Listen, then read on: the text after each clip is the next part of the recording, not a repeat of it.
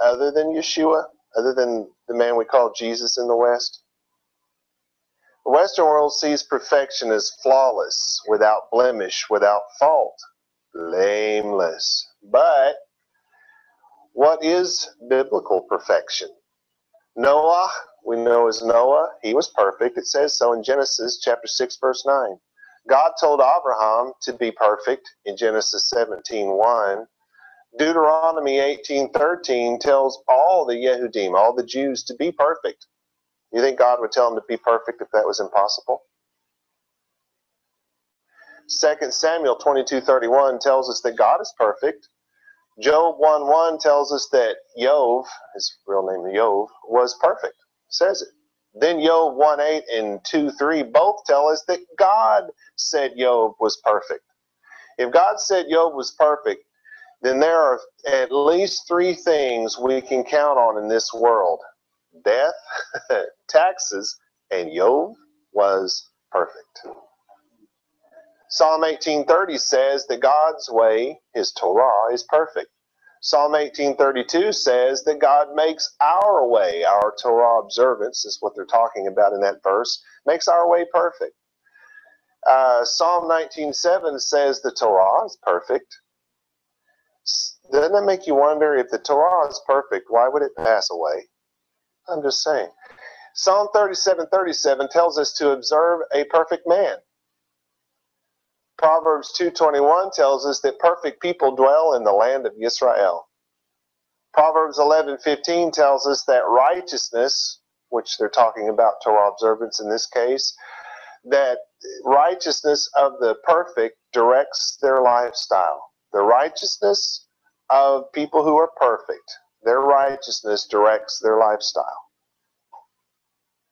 Here's a little something for the Christians. Matthew chapter 5:48 tells us to be perfect as God is perfect. Now, how is that possible? In Matthew 19:21, Yeshua told a man to sell all he had, give it to the poor, and then follow him, and he would be perfect. So, is this how we become perfect like God? Luke 6:40, chapter 6, verse 40, tells us that the Talmud, the disciple, who is perfect, will be just like his rabbi. Don't believe me? Here's what it says. The Talmud, the disciple, is not above the rabbi. It's not above the rabbi. But all who are perfect will be like his rabbi, like his rabbi. Yeshua said that, I didn't. That's in Luke chapter 6, verse 40. Perfect people are like the rabbi. Yeshua was a rabbi. Romans chapter 12, verse 2 calls the will of God perfect. 1 Corinthians chapter 2, verse 6 talks about the Talmud, the Talmudim, the disciples, teaching perfect people. How is this possible if Yeshua is the only perfect person who ever lived? 2 Corinthians 13:11 tells us to be perfect. Philippians 3:15 tells everyone who is perfect to be of the same mind.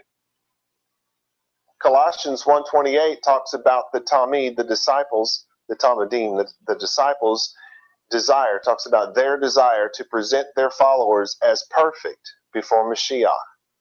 So we probably better figure out what biblical perfection is, right? Because it doesn't sound like it's going to be in line with what we think of as perfect. So the name of today's message is Be Perfect. Please stand for the reading of today's scripture.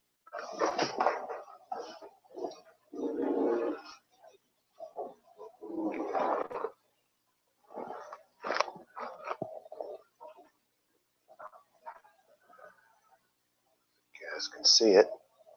It comes from Bereshit. You guys know it as Genesis chapter 17, verse 1. It says, Vayhi Avram ben Tish'im shana ve'tisha shanim vayira Yahweh el Abraham vayomer elav ani el Shaddai. El Shaddai. Hit halech lepanai ve'yeh tamim. You may be seated.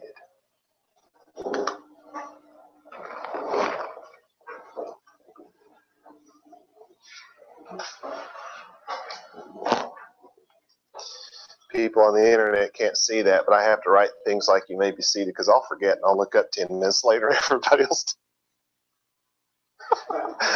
say, "Whoops." You guys are good, real troopers around here.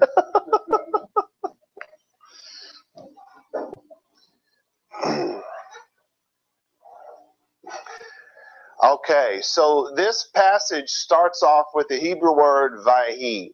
It's to be, to exist, to become, to be made, to exist, to come to pass. That's what the dictionary says. But listen, this is, when they say it will come to pass, it's always from this word, vayahi, vahi. It will come to pass. This is going to happen. Or it took place. It was such that, and that's, of course, where this is going. It was such that. Then it says Avram. Now, before God changed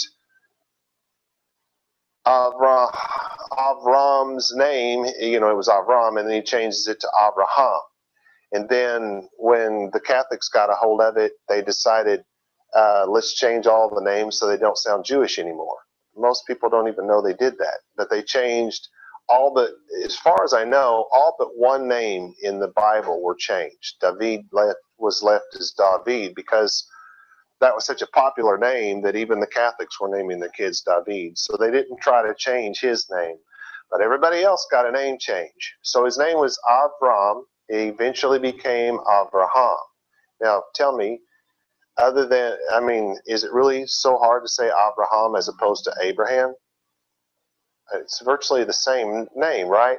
But the purpose in changing all of the names of the people and the places in the Bible was very much so that it would sound a lot less Jewish. And if you're stealing somebody else's Bible to create a new religion, that's what you do. So anyway, we're talking about Abraham before his name was changed. It says Avram, that's the name. The next word is Ben Tish'im, the son of 90. They didn't say he was 99 years old like we do. They say he was the son of 90 Betisha and 9 Shanim years. He was the son of 90 and 9 years. So he was 99 years old. Vayira appeared. He saw something appeared before him. He saw something. It's to see. It's said of ministers who are received in the presence of a king. That's really important, too, that you understand the image behind this, because in this time period, if you went before a king, you didn't walk toward him unless he gave you a gesture, a certain gesture with his, his scepter. If you walked in before that happened, you'd be put to death. And then if he gave a certain gesture, you'd be put to death anyway. Woohoo! Sign me up for that. But if he gave the other gesture, then it was come into my presence, be seen in my presence, right? And this is that word. All right, so it's to enjoy the light, to live. I mean, that the idea is, oh yeah, you were motioned to come see, so you're enjoying the light and life, and you see how that idea comes from this. But it's of the king motioning somebody into his presence. That's to see. Then it says Yahweh. Now, English Bibles, almost all of them say the Lord. And Lord is usually all caps, L-O-R-D in all caps. Because in the 1200s CE, we're talking 1200 years after Yeshua ascended back into heaven, 1200 years after that, the Jews had become completely Hellenized at this point. I mean, utterly and completely lost in Western culture, suddenly became upset about people saying God's name. And so when the translation happened, because they needed the help of the Jews to understand it, to translate it, they capitalized the word Lord instead of giving you God's name. So your Bible should be packed with God's name. It's in there almost 8,000 times, but they've taken it out. That's taking God's name in vain, by the way, because they've taken God's name and made it vain. So if you have an English Bible that says Lord, you have a book full of taking God's name in vain. And that's exactly what it is. But they did this, and people didn't know that. People who spoke English had no clue that they had done this. So instead of saying God's name, it became Lord, or it became Jehovah, or it became Yahweh with the W sound. There's no W in Hebrew. There is no W sound in Hebrew. What's the chance that it was Yahweh? 0. All right, so God's name is Yahweh with a V. So it gives God's name. Then it says El Avram, which El, usually that's the word for God, El, and spelled the same way, it also means two. So it's even spelled the same way, but it's a word that's used in two different ways. It's either to something or it's saying God. In this case, it's to Avram, so Yahweh to Avram. Vayomer, so it's and he said, so Yahweh said to Avram. Now, the primary idea behind Amar, which is the root word, is to say. It's to bear forth. It's to shed light on the subject. It's really the best way to say this. You're talking not just for the sake of talking, but you're talking with a very specific purpose of shedding light, of making someone understand. And so that's why this particular word is used. There's several other words that could have been used. Okay, so that's followed up by Elav Aniel. So God walks up to Avram. His name is Avram at this point, not Abraham. He walks up and he says, Aniel, I am God. I am God. Am is really not there. It's just I God. Because in their word, in their world in Hebrew, you don't need words like am, that, this. Yeah, sometimes you do that. You need this every once in a while. It, never use the word it. So there's little words, and when people learn Hebrew, they say, oh, it's implied. No, it's not implied. We use them in English because we don't understand how to talk that way. And so we add it, and that's why in your Bible it's usually in italics, to let you know that that word was not there, but they put it there for clarity of sentence. All right, so he says, I God, I-L. Then he says, Shaddai. You guys remember that song way back when? El Shaddai, El Shaddai, El Elyon. Anyway, right? So you hear that. Okay. Now, if you look this up, the Gesenius is the book that I'm always pushing. I tell everybody that if you're going to look in a dictionary to understand the Hebrew words of your Bible, go use the Gesenius. But you need training before you use the Gesenius. If you're not trained in how to use the Gesenius, if you don't have someone that's teaching you how to use it properly, you will come up with the scariest doctrine anyone's ever heard. You need training to use it. It was not written for the average person. It doesn't make any difference that it's now in English. It still wasn't written for the average person. It was specifically written for somebody who's a scholar and knows, for instance, what the 7 binyanim are and how they're used. If you don't know that, you probably need to take a class before you use this book. But I'm a big proponent of this book. Does that mean I agree with everything that was said? No, and this is one of the cases where I don't. Check it out. Gesenius says that this word Shaddai is from the root Shaddad. However, Gesenius also says that when Shaddad, this root word, right? He says when this word is conjugated out to Shaddai, it is only used as a verb in the bad sense. So if God walked up to Avram and said, I am El Shaddai, what it should have been translated then, if Gesenius is right, it would have been, I am the violently acting God. I am God, the oppressor or destroyer. Right? Do you think God would have introduced himself that way? No. Gesenius is wrong. Verbrugs de nomini Hebreorum, written in 1752, and Ewald's Hebrew Grammar on page 298 and on page 423 both state that Shaddai is from the root shad, which means paps or nipples. It is in plural. Conjugating shad out to Shaddai makes the meaning my paps, my nipples. It is the picture of someone at the breast. This was a Hebrew way of describing God as the ultimate giver and intimate sustainer of life. It has nothing to do with the multi-breasted pagan deities. And this is really why Gesenius and others changed it the way they did, because they were so afraid that people would turn this into, oh yeah, let's go worship that God, that idol that has all the breasts on it now. See, they were so worried that there would be a connection there that they'd rather just lie to you than tell you the truth. And that's what Jusinius chose to do in this case. It's a shame.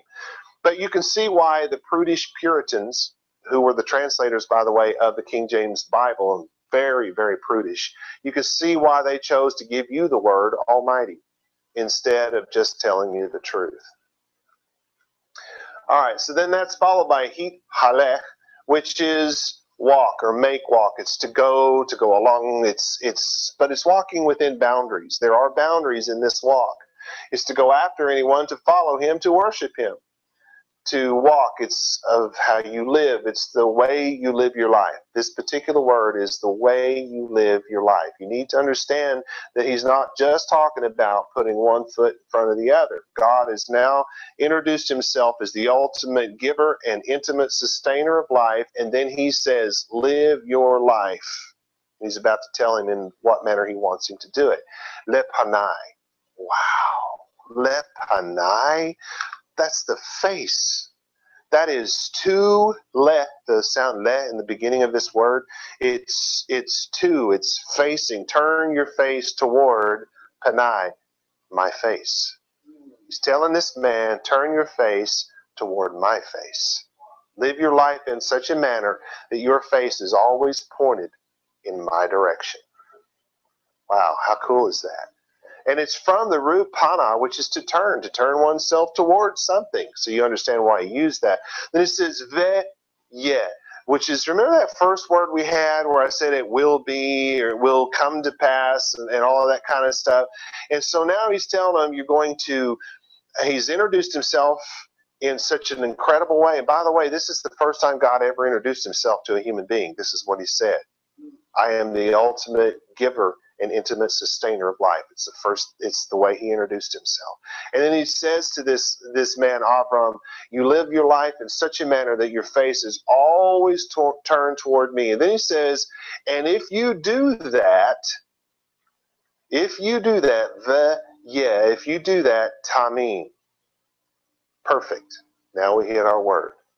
Perfect, complete, whole, entire, sound. It's free from blemish, upright in conduct. It's blameless. Listen, the idea of perfection in the Western world is that of flawlessness. So if I raise my hand and say, I'm in here think I'm perfect, nobody's going to answer. Nobody's going to answer in the affirmative, right? No, you got a lot of flaws. All right, because to us that's what it is, right? We believe that no human can be perfect because no human except for Yeshua ever was. But the Bible was not written by someone from the West. In fact, the Bible in its entirety was written by Yehudi Rabbim. Do you know what that is? That's Jewish rabbis. So it is very important for us to look at each and every scripture from found in our Bible from the Eastern rabbinic point of view. Don't you think? Since it was Eastern rabbis who wrote it, we need to see it from their point of view, not from ours. To be perfect is to live according to the Torah. It is a Hebrew idiom. God is speaking a Hebrew idiom. Those who are learning the Torah are called proselytes and have not reached perfection, right? Because to be perfect in the biblical sense and to know that this is a Hebrew idiom, which I'm telling you now, this is a Hebrew idiom. So the idiom is such that he's telling this man, if you live according to the Torah, that's how you live with your face turned toward the ultimate giver and sustainer of life. You live out the Torah. That's what he said to this man. So a proselyte is not somebody who's already there. A proselyte is somebody who is learning the Torah, in the process of learning how to do this. He's going in the right direction, but he's not fully turned toward the face of God. Do you follow what I'm saying? Because until you reach that point where you're fully living out Torah every day, you have not reached perfection. So that's the proselyte. Those who live by Torah are called perfect. Some teach, some do not. You do not have to be a teacher just because you learn the Torah and live it. Those who are learning to teach Torah are called Talmudim. They're called disciples. Now, they're learning to teach it. It doesn't mean they don't live it. They're learning how to teach it. Think about it. Most people don't know this, but this is true. In the first century, when Yeshua, when the guy they called Jesus, walked this earth, most Yehudim, most Jews, especially the men, but also the women, by the time they reached the age of somewhere between 12 and 18 years old, they had the entire first 5 books of the Bible committed to memory in the Hebrew language. Of course, they lived in the Hebrew world. They spoke Hebrew, right? But they had learned the first 5 books, every word of it. They had it committed to memory by the time, somewhere between the time they're 12 and by the time they're 18. Generally, it was closer to the 18. That's why it was so extraordinary that Yeshua showed up to the temple and was presenting himself to the rabbim, to the rabbis, at the age of 12. Because for a boy to do that at 12, he was exceptional. Right? And that's what the New Testament says about Yeshua, that he was there presenting himself to the rabbim. He was looking for his teacher. That's what he was doing. And then his parents are gone 2 days, 3 days. Well, where did Yeshua go? Oh, no. So they go high and low looking for God in the flesh, and it never occurred to them he might be in his temple. Anyway, it's a funny story if you think about it. Never, because a parent, they're in a panic. They're not thinking straight. This is God in the flesh. Where would he be? Of course he'd be in his temple. And that's what he said to him. Where did you think I was going to be? Over with Pontius Pilate or something? Anyway, so I'm just saying. So you have the proselyte who's learning. You have those who are Torah observant. Those are the ones who are perfect. They're called Hasidim, Hasid or Hasidim. They're called saint or saints. That's what they're talking about when they say perfect. And then you have those who are learning to teach it. They're probably already perfect, but they don't know how to teach it. That's where I was going with this. So at somewhere between 12 and 18, they've committed them first 5 books to memory. They're fluent in the Hebrew language. They know all of the customs and the culture of their time. They're living in it. Right? They've celebrated all of the feasts of God and have never, ever, ever, ever celebrated a single pagan holiday. They've never celebrated Christmas. They've never celebrated Halloween, Easter, and on it goes. They've never celebrated any of those things. None of them. But they celebrated all of the biblical feasts. They even celebrated Hanukkah. It says Yeshua was at the temple at the Feast of Dedication. How do you say dedication in Hebrew? Hanukkah. He was there celebrating Hanukkah. And that's not even a biblical holiday. But anyway, it has biblical significance, but it's not a biblical holiday. So you have the proselyte who's learning. You have the person who's perfect, who already knows it, has lived it out. Then you have the ones who are probably at this point perfect, like the Talmudim, and now they have to learn. They've got first 5 books committed to memory. They've already graduated from high school, and they still have to go to school generally 10 to 15 years before they can become a rabbi. And that's after having all of that committed to memory. Then it's 10 to 15 years before you can become a rabbi. Wow. It's amazing. It floors me. It boggles my mind that people think that they can go without any knowledge of the custom, the culture, the history, the language, and truly believe that they can understand a translation that was done by somebody who wasn't even trying to translate it right, but was rather trying to start a new religion. There's a lot of darkness out there. Anyway, you've got the proselyte, you've got the person who's perfect, and you have the one who is perfect learning to be a rabbi. Those who live outside of the Torah are just simply lost. There are no other categories. You have to find yourself in one of those categories. All right. Here's my translation. It's a flowery one. It's an amplified translation, but I think it gets the point across. And when Aharon existed as the son of 99 years, Yahweh appeared to Aharon and brought it to light with these words. I am the strong and mighty hero. That's what El means, strong and mighty hero. Intimate giver and sustainer of life. Walk within my boundaries. Have conversation with me. Follow, worship, and imitate me in my presence and become perfect. He was telling him to become perfect. And again, and remember, this is idiomatic. So he's telling them in an idiomatic way, you got to live out the Torah. This is how you do all these things. All right, so now I want to go to the New Testament letters and talk about Luke chapter 1, verse 6, because there's a direct tie-in here. Luke chapter 1, verse 6. My translation of that text is, and they being Zechariah and Elizabeth, were both righteous before God, walking in all the commandments and ordinances of the Lord blameless. Wow. That's unimaginable, right? So he's saying they're perfect. He's saying they were righteous. Wow. Anyway, I'll tell you in a minute here. Asan is the Greek word that was used here. It's they were. It's like our word hayu. Remember that? We said it is to be, to exist, to become. It will be, it will become. So it's saying this is what they were. These people were. And then it's going to say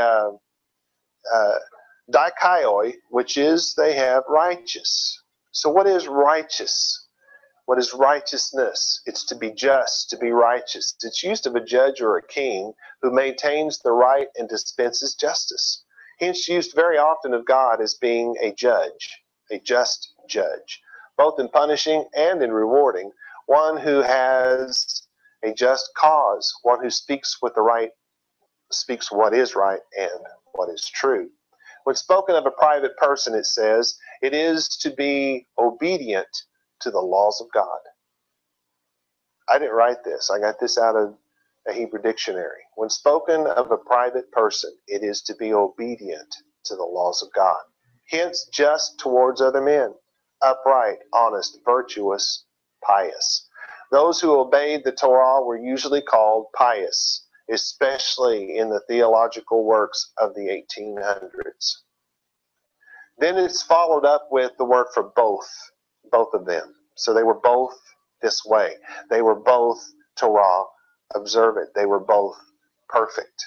Then it says lipnei is the word we would use in Hebrew, but it's the face. Remember this? The face, the part that's turned towards somebody, from the word panah. You remember what God said? Turn your face. They had their faces turned, it says, to. And in Greek they say tau theou, which is to the God. But that's just grammar. They're speaking of just the word for God, right?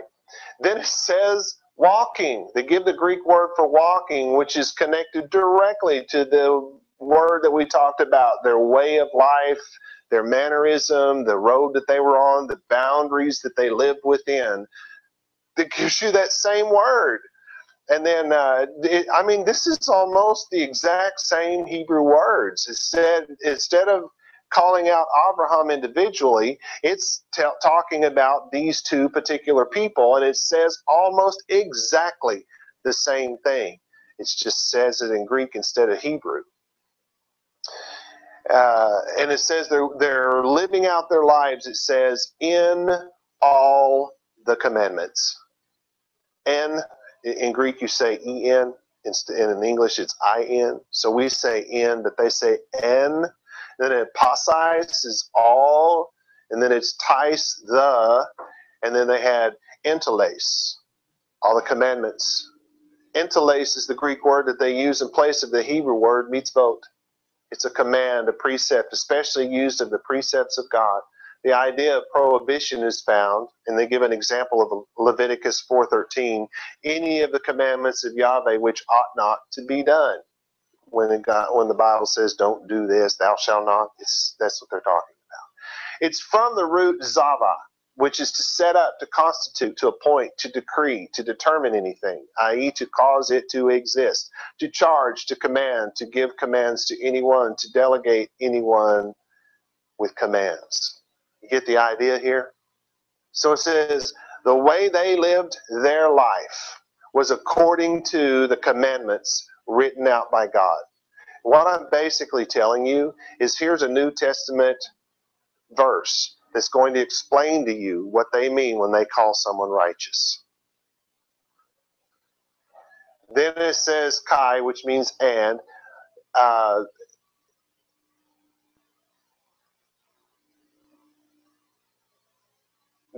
Dikaiomasin is the Greek word. It's ordinances. This is, in Hebrew, the word that would be used here would mean chiseled in stone. But it's not said of that which is literally chiseled. Rather, it means permanent.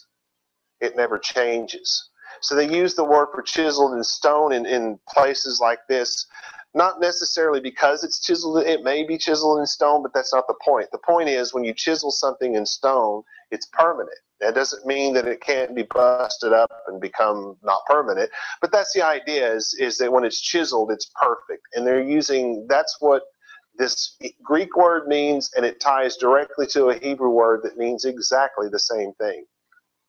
It's an everlasting law, an everlasting practice, an everlasting custom, right? And it comes from the root word that means to cut into, to hack, to engrave. So, and this is Tau Kurial, which is of the Lord. Kurial. What are they saying? They're saying Yahweh. Yahweh. And then it says Amiptoi, which is blameless. It's from it would be the Hebrew word that they would use here would be tam. It's whole, upright, always in a moral sense. Tamam would be the root. It's perfect, complete, whole, entire, without blemish. We've already had this word. Abraham became perfect. Yov was perfect. And these two people, this man and this woman, it says, were righteous. They were perfect. So here's my translation. And they both were just, righteous, obedient to the laws of God, honest, virtuous, and pious in the presence of God, walking within his boundaries, having conversation with him, following, worshiping, and imitating him, living out the totality of the mitzvot, the commandments, and traditions of Yahweh, whole, upright, blameless, and complete. Abraham was told to be perfect. Job was perfect. And according to this verse, Zechariah and Elizabeth were also perfect. Right there, it tells you they were perfect. So do we remember that's who this verse is about? In short, biblical perfection is said of those who obey the Torah. It's that simple. Jews who are conditioned to respond that no man could be fully Torah observant because of his evil inclination. Where is that in the Torah? If you're not Jewish, you might not know this, but Jews have, since the mid to late first century, they've been running around saying, no, they bought into something the Gnostics began to teach, and the Jews stole it from the Gnostics. They sure didn't get it from Judaism. But it became Judaism, and it's big-time Judaism now. They'll stand up and tell you, hey, nobody can be perfect. Nobody can live out the Torah. God gave us a law that nobody could follow. Doesn't that sound more like an excuse to not follow it, to not even try, than the actual reality here? It's exactly what it is. Oh, see, no one can do it because we have this evil inclination. Yeah, it's called laziness. That's what the evil inclination is. But they're conditioned, because they're taught this, they're conditioned to respond, no man can be fully Torah observant. So they've already disagreeing with everything I've said. Now the church is conditioned to respond to this statement as follows. Let me go back to this statement. In short, biblical perfection is said of those who obey the Torah. Here's what the church would say. That's legalism and bondage. That's the Old Testament. The Old Testament passed away and was replaced with the New Testament. The Jews live under the law and the church lives under grace. God forsook the Jews and replaced them with the church. Jews don't know the godless origin of these teachings, or why the hair on the back of their neck stands up when they perceive things as Christian or Catholic. Christians don't know where they get these ideas, or why the hair on the back of their neck stands up when they hear anything they perceive as Judaism or Judaizing. But what is the law of God? Is there any chance that it is laws and traditions taken from the mind of man? Really? I mean, do you hear what I'm asking here? Is the law of God something that was taken from the mind of man, or did it come from the mind of God? Is it possible that God got everything so wrong that Yeshua, you know who he is, right? The appearance of God in the flesh, if you're Jewish, or he's the bouncing baby boy of God, if you're Christian, right? He's God's son. God had a baby boy. So is Yeshua, did God get it so wrong that Yeshua and or the sages, if you're Jewish, they had to fix things? Let that sink in a second. Because if you're Jewish, you've forsaken the Torah and you follow the oral tradition written by the sages, the Hellenized, westernized, non-Hebrew speaking sages. Did you realize that almost all of the stuff written by the sages was originally written in Greek? I'm talking Mishnah and Talmud. Originally written in Greek. Why? Because they were not qualified to do what they did, but they did it anyway, and the whole of Judaism is still following it. So their basic fundamental belief is God messed up and the sages fixed it. Christians' basic philosophy is God messed up and Jesus fixed it. Now they're going to tell you, no, it's man that messed up. No. What they're really saying is God messed up. For that matter, if the written law, the Torah, is a bad or unnecessary thing, because think about it. The Christians are saying it's bad, it's legalism, it's bondage, right? So it's a bad thing. Now the Jews are saying it's unnecessary because we have the Mishnah and the Talmud, right? So if it's a bad or if it's an unnecessary thing, why does God want to place it? The Hebrew text says Torah. Why does God want to place the Torah on our hearts and our minds? Why didn't God say he would place the oral law or the Christian New Testament on our hearts and our minds? I hope I'm not coming across rough here, but think about this stuff. Now, in the New Testament letters, Hebrews chapter 10, verse 16, I've translated the Greek text, not some English. This is my translation of the Greek. It says, "For this is the sacrifice that I will slay," not the covenant, not the New Testament. This is the sacrifice I will slay with the house of Israel, not with the Christians. "After those days, says Yahweh, I will put my Torah in their inward emotions and will write it on their hearts, and I will be their God, and they will be my people." That's from Jeremiah 31:33, if you don't know, it's a quote. But it didn't say anything about the Christians. It didn't say anything about a new covenant. It did say he would sacrifice, he would make a new sacrifice. There would be something, a new lamb would be slain. Are you hearing it, Christians? I know the Jews didn't hear what I just said, but are you hearing it, Christians? A new lamb would be slain. The words, the sacrifice that I will slay, were perverted by the Catholic, Puritan, and eventually Christian translators to say New Testament and or New Covenant. The Hebrew and Greek texts simply don't say New Testament or New Covenant, but the translators changed it anyway. Why? What they did was make the biblical text line up with their preconceived beliefs. But shouldn't we make our beliefs line up with the Bible? The law can be broken down into three categories. First, it can be broken, there's three categories. The first one is judicial. That's the do's and the don'ts. Thou shalt not, if you will. It can be broken down, secondly, into the moral laws, which means you got to be good, right? So if you steal from somebody, you got to give it back. Plus, God makes you give a little extra back. That's being moral. Just giving it back is immoral. Taking it in the first place was immoral. But God makes you pay back a little more when you do that. That's being moral. Tells you not to lie, not to cheat, not to steal. Those are the moral laws. Then there's the ceremonial. And I know that most of the Hebraists like to say those were nailed to the tree. Now, let's talk about what the ceremonial law really is. The ceremonial portion of the laws are images of the reconciliation of God's covenant. What does that mean? It means it's the reconciliation of God's people to Torah observance. It went to the Jew first, and then it was given to the Goy if they would convert to Judaism.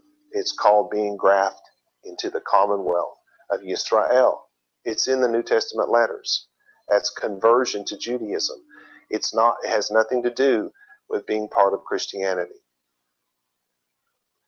Rabbi Yeshua ben Yosef put it very simple. You can find it in Matthew It's really Levi was his name, was the name of the writer. But they called him Matthew to make him not Jewish. But it's in Matthew 22, 37 through 40. Again, this is my translation of the Greek text. And he said to them, this is Yeshua ben Yosef saying to them, this is the guy they called Jesus. And he said to them, and you will love Yahweh, your God, in all your heart, and in all your soul, and in all your strength. He's quoting from Deuteronomy 6:5. He went on to say, this is the first and great commandment. And the second is like it. Do not avenge, and do not keep a grudge against the children of your people, and love your neighbor as yourself. I am Yahweh. That's from Leviticus 19:18. He went on to say in verse 40, on these two commandments hang the entire Torah and the Nevi'im. So he's talking about the Tanakh. Oh, he didn't say Ketuvim. Well, he doesn't have to. If he says Torah and Nevi'im, that's cover to cover. Get it? Tanakh, what the Christians call the Old Testament. The idea that anyone can live by these two laws to the exclusion and or rejection of the Tanakh, called the Old Testament by the church, is impossible because these two laws were a first century summation of the entire Tanakh. What does that mean? What is it? The Torah is, it's the first, the Tanakh is made up of the Torah, which is the first 5 books of the Bible. It's made up of the Ketuvim, that's called the writings, and then it's made up of the Nevi'im, the prophets. So it's the whole thing, right? To sum it up, to say that you're living according to the Torah, they had an idiomatic phrase, and that was to say it the way Yeshua just said it. Right? I hope you guys are following what I'm saying. Let me see if what I just said can be summed up this way.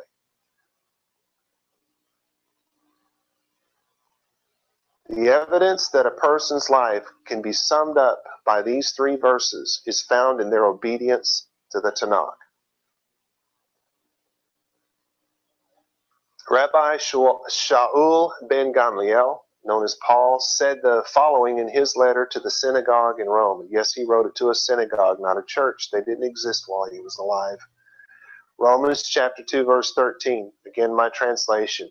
For it is not the hearers of the Torah who are just in the presence of God, but the doers of the Torah who are justified. The Torah did not pass away. It was not replaced with the oral tradition or a doctrine of rebellion, pitting the grace of God against his own law. It is not full of legalism. To claim that it is to accuse God of being the author of legalism, because is he not the author of the Torah? Further, it is to accuse God of being fickle and a liar. Or at the very least, it implies that God is a bumbling demiurge, which means lesser God. It terrifies me just how far down the road of Gnosticism, Judaism, and the church have traveled. The Torah is the path to perfection. Those who live according to the Torah do so because it is written in their heart. If the Torah is not on our hearts and minds, we don't live according to it. Here are some things that Christian preachers used to say. Martin Luther, you remember him? Pretty famous.